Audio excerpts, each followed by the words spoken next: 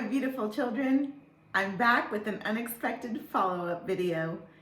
Thank you so much for tuning into my channel. My name is Miss Vega. I miss you when you're not watching, and I'm thankful that you're here. So I just made a video about how mindset can get us through a hump of when we've failed at a test. And I happen to mention that it also gets you through humps if you're heartbroken. And that wasn't what I wanted to talk about. But then after I stopped recording, I was like, oh shoot, I should probably tell you guys about that too. Just because I work with tweens, right? So like ages 9 to 14, those are like my favorite. And I know that you guys are always crushed up, or if you're not crushed up, then you're sad.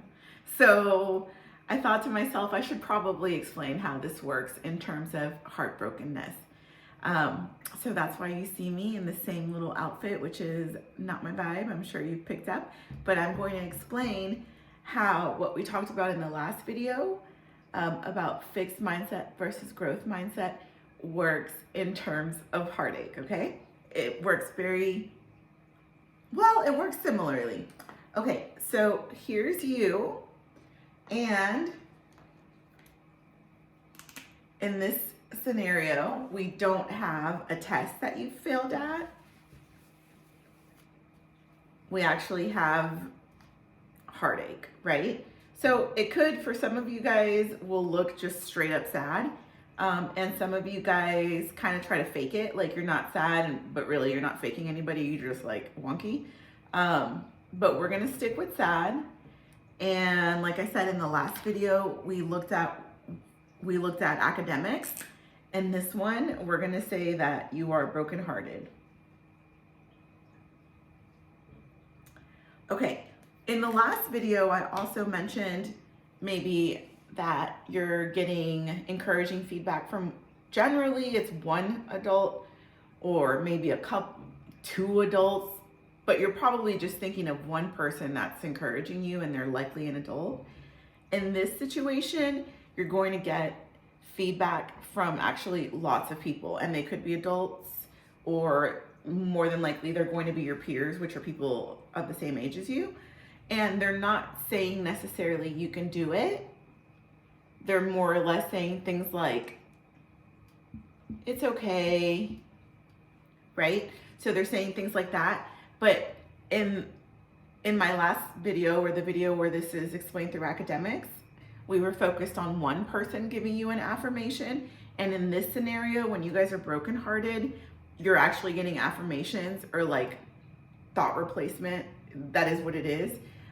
Suggestions for thought replacements from lots of people. So maybe it's your teacher who knows you're brokenhearted. Maybe it's your little brother who's like sending you love and they don't even know about this kind of stuff. And definitely your friend group is like, cheer up, cheer up, cheer up, right? So in the last video, it was more one person and one affirmation. In this one, when it's in terms of heartache, you're going to get words of affirmation from lots of people.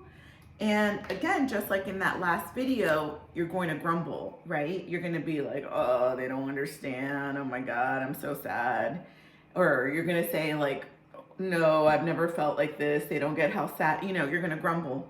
So that again is number one, human and natural, and the correct response after this happens. I don't want to say correct, but I mean, I will. It's just the natural response after heartache. And I also want to pause and say about heartache, kids, I see you guys sometimes compare pain in this way, like, oh, he was just your crush, or he was your first boyfriend, but he was my things like that, like where you're comparing the pain. And it's individual to each person, and it's similar, but it's similar in the body of each person. So it's going to be different in the mind. But anyway, the point that I'm trying to make is that you don't want to say like, oh, I'm not brokenhearted because he was just my crush. If you're feeling brokenhearted and you know when you are, then you first want to admit to yourself, I'm feeling brokenhearted. It's not relation It's not related to your relationship to that person. It's about you and your honest feelings. Okay, so back here we go. So they're gonna grumble, right? Like everybody's gonna tell them it's okay, or you'll get over it. It's, don't worry, blah, blah, blah, things like that. And then you're gonna grumble like, no, it's not okay, or I'll never get over them. The way that you're gonna take smaller bites, like I said in the last video, is actually super easy, or maybe not easy in the moment of the heartbreak, but it'll get easier. The way that you take smaller bites, because all of these positive affirmations are gonna feel really far away, really unattainable, and you're gonna kind of resent them. This is your resentment towards them, right? So to make them more attainable or approachable to you, all you have to do is whenever they give you an it's okay, is just add the phrase to yourself in your own quiet thoughts. Nobody has to know. You're just gonna add the phrase, yeah, one day. You're gonna say that to yourself, okay? So then maybe your little brother says something like, one day you'll be happy, or you'll be happy again. And then all you have to add is, okay, one day. And then that's an affirmation that you can believe, that feels true to your body. And so your body will try to reach it. And you'll, like I said in the last video, your mind will tell your body to kind of move on a little bit. So in the last video, and I think that this is really important. In the last video, I explained that the fixed mindset here, this is also called as the familiar mindset or the comfortable mindset. There's nothing negative or wrong or weak or dumb. But where in academics or like sports performance, you can compare it to a couch, which is just like a random object, right? In this circumstance, your fixed mindset, your comfortable mindset, is a person. And it's a person that you likely have intense feelings for, that you have a crush on, you like them. So it can be more, it is more emotional, but that looks like that it's like it talks to you more. Like once you get over this familiar space and you start thinking thoughts like, it will be okay one day soon, I will get over them one day, this space right here is going to talk to you more than if it were an academic disappointment, right? Because this is your crush. It's not, it's your figurative crush is where your fixed mindset is on the person that just broke your heart or whatever.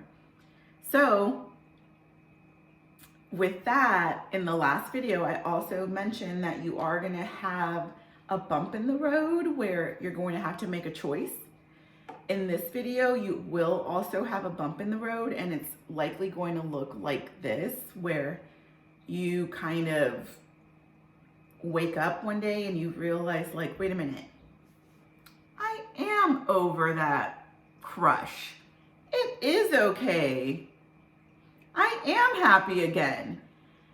And you might think, well, that's not a challenge, that's like the goal. But really, it is kind of a challenge, because at that point, you're gonna make a choice again. And you're gonna think to yourself, wait, do I go back to thinking about Crush Town? My familiar space, right? Because they'll talk to you. Because you're emotionally tied to them versus academics, you're not really emotionally tied to them.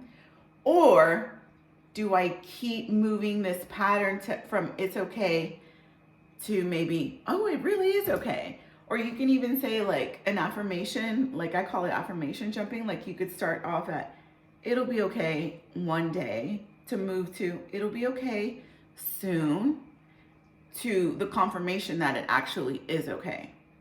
Okay, well, speaking of okay, I think that's it for this video. Again, you just want to check in with yourself. And when you get to that point where you're feeling okay, actually, I do want to say this. Kids, when you get to that point where you're feeling okay and you've made the realization like, wait a minute, I'm over my 5th grade crush, you guys are going to be in what's called a liminal space, a space in between. And I freaking love talking about liminal space, but it'll make this video too long and it'll change the topic. So Google what liminal space means. But kids, especially tweens, because it is an in-between space, liminal space, and tweens, you guys are in between.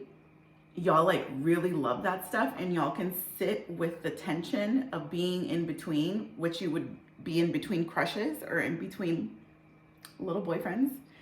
But as you grow into an adult, that liminal space where you're like, I am okay, but now it's a lot harder on your mindset. And really, I wanted to say that for teens and tweens, because I think if you do reach that liminal space, it can have a lot of potential. But Google what liminal space means. It just means the space in between one adventure to the next. And again, for adults, that can be actually it feels really risky. But when you're younger, the risk is less. So you're willing to kind of sit awkwardly in liminal space. Anywho's, that is really it. Thank you so much for liking and subscribing. Honestly, to me, the most important thing is that you share with someone that might also benefit from thinking about their thinking. Thank you so much.